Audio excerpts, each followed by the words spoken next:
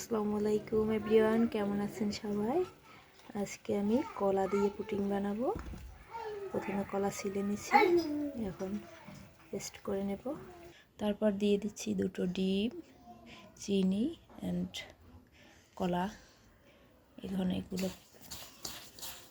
Paste করে নিব, ভালোভাবে মিক্স করে নিলাম। দিয়ে দেব দুধ, করে নিয়ে ভালোভাবে মাখানো আমার শেষ হয়েছে। এবার আমি চিনি দিয়ে ক্যারামেল তৈরি করে রেখেছি, এখন ঢেলে দিব। পাতিলে পানি দিয়ে তারপরে বসিয়ে দিলাম। এখন একটা ছোট ঢাকনা দিয়ে দিব, ফাঁকাটা আটকিয়ে দিচ্ছি কাগজ দিয়ে। তারপর দিয়ে দেবো একটা বড় ঢাকনা, তাড়াতাড়ি হয়ে যায়। এখন সুইচ চালু দিয়ে দিচ্ছি, হতে থাক।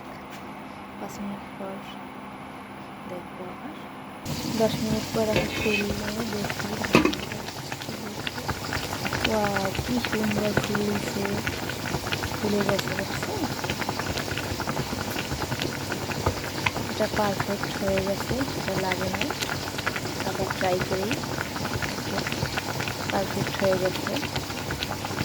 পুডিং হয়ে গেল। এবার ফ্রিজে রাখবো নরমালি 10 মিনিট, তারপর